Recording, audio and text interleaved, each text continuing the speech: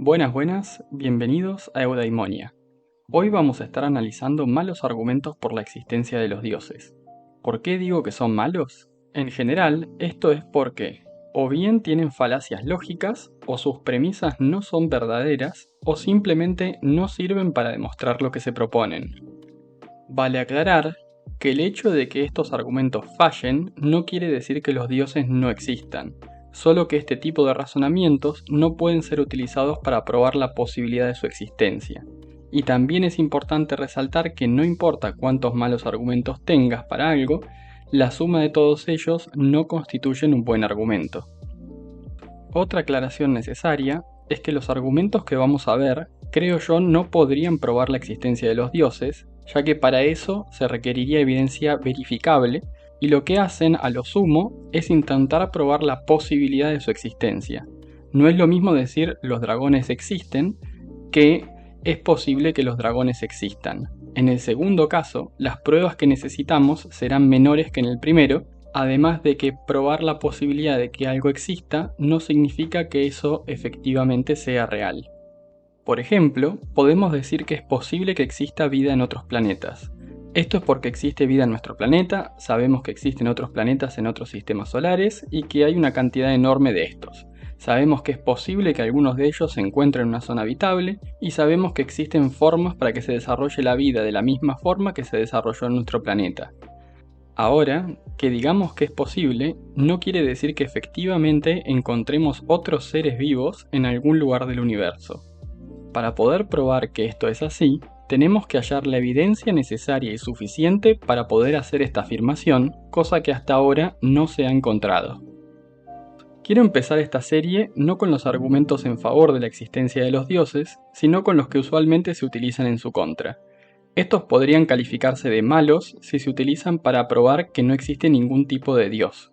En general, estos sirven para refutar la existencia de algún dios en particular, por lo que en eso serían buenos, pero quiero remarcar que falla la extrapolación para decir que prueban la inexistencia de todos los dioses. El primer caso que quiero analizar es el famoso problema del mal. Una versión de este problema fue planteada por Epicuro de la siguiente forma. ¿Es que Dios quiere prevenir el mal pero no es capaz? Entonces no es omnipotente. ¿Es capaz pero no desea hacerlo? Entonces es malévolo. ¿Es capaz y desea hacerlo? ¿De dónde surge entonces el mal? ¿Es que no es capaz ni desea hacerlo? Entonces, ¿por qué llamarlo Dios? Otra forma de plantearlo es, si existe el Dios que postulan todas estas religiones, que es omnipotente, omnisciente, justo, nos ama y es totalmente bueno, ¿por qué existe la maldad? Es importante destacar que cuando se habla del mal, no se tiene en cuenta solamente el mal que una persona le puede hacer a otra, sino a todo el sufrimiento que se ve en el mundo, que es causado por la misma naturaleza, como con tornados, inundaciones y erupciones volcánicas. A cualquiera se le puede ocurrir mundos que no tienen ninguno de estos problemas, y si este supuesto Dios es todopoderoso, es omnisciente y está interesado en nuestro bienestar, es evidente que hay algo que falla en ese planteamiento. He escuchado dos objeciones principales a este argumento, la del libre albedrío y la de la ignorancia. El concepto de libre albedrío lo encuentro sin sustentos, lo que tendrá que ser tratado en otro momento. Pero incluso si concedemos su existencia, el mismo contraargumento presentado antes aplica para este caso. Si este Dios puede crear lo que sea y es totalmente bueno, no es posible que no pueda llegar al mismo destino por un camino diferente. Estamos hablando de un ser de poder y conocimiento infinito, que no tiene ninguna restricción más que las que él mismo se autoimpone. Además, cabe recalcar que el libre albedrío de todas las personas siempre se ve limitado tanto por otras personas como por la misma naturaleza. Si alguien quiere matarte, esa persona va a alterar tu libre albedrío. Si este Dios interfiere salvándote, el único libre albedrío que se altera es el del asesino. Si de todas formas el libre albedrío se iba a alterar, ¿por qué es más importante proteger la libertad de acción del asesino que de su víctima?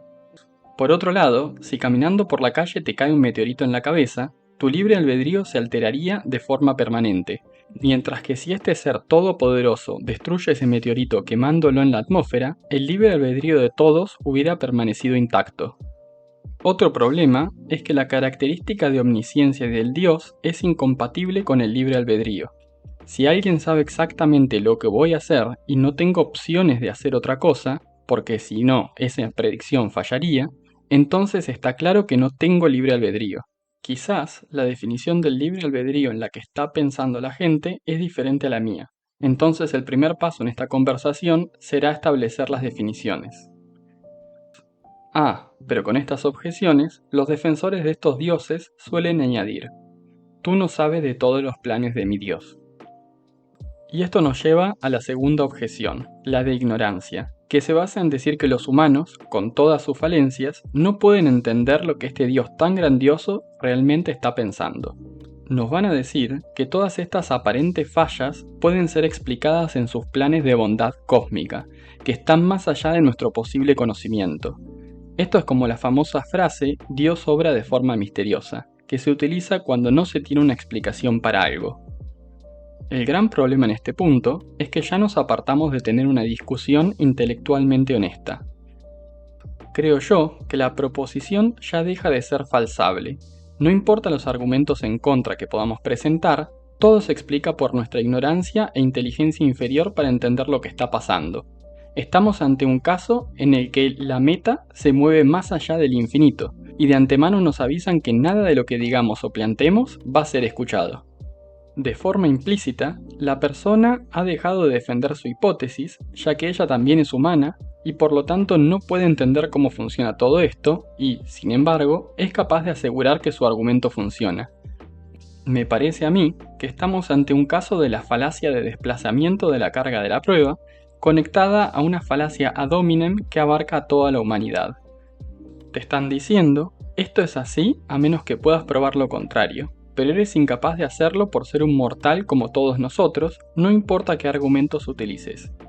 Me parece que llegado a este punto, en donde la misma persona se declara incompetente para demostrar la veracidad de su propio argumento, la conversación está terminada. Se han tratado de dar otros argumentos para salvar la hipótesis de Dios de este problema, pero todas fallan en defender la hipótesis original sin alterarla de una forma fundamental, por lo que podemos decir que este argumento es efectivo para probar la inexistencia de un Dios que sea omnipotente, omnisciente, que ame a su creación, que es la representación máxima de la justicia y que es totalmente bueno. Ahora, debería estar claro que el Dios que se está negando es uno muy específico y hay muchas definiciones de dioses que no contemplan estas características. Por ejemplo, los dioses del Olimpo o los nórdicos no tenían todas estas cualidades, por lo que este argumento no serviría para negar su existencia. También encontramos a dioses que crearon el universo, pero luego decidieron no intervenir más en el mismo, por lo que este postulado tampoco sirve para negarlos. En cualquier caso, está claro que la carga de la prueba para decir que cualquiera de estos dioses existe está en quienes los proponen, y por lo tanto, la hipótesis nula de que los mismos no existen se mantiene.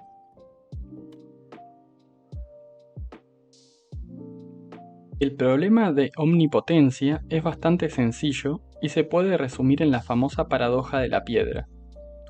¿Puede Dios crear una piedra tan pesada que ni Él puede levantarla?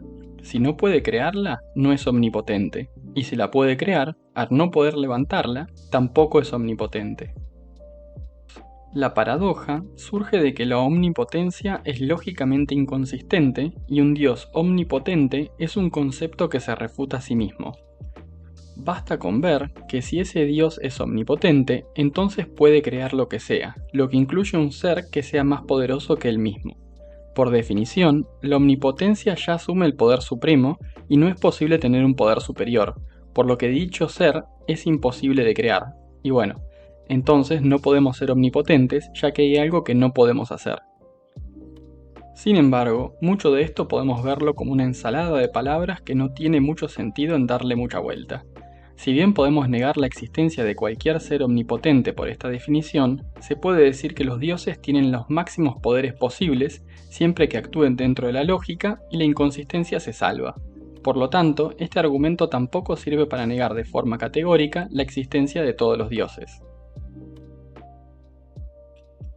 El argumento del ocultamiento divino o de la no creencia se basa en el concepto de que si existiera un Dios omnisciente y de máximo poder que quiere conocernos, obviamente tiene los medios para que lo conozcamos y entonces toda persona razonable debería creer en él. Como hay muchas personas razonables que no creen en Dios, este mismo no existe. Una objeción a este argumento la presentan muchos teístas cuando dicen que Dios realmente ya se ha revelado ante todos, pero todos los que no creen en él están negados. Este punto tiene el problema de estar modificando el Dios de la hipótesis. Si planteamos que es un Dios que tiene todos los medios para que los conozcamos, sabe exactamente lo que tiene que hacer para convencernos, y sin embargo, esto no ha ocurrido.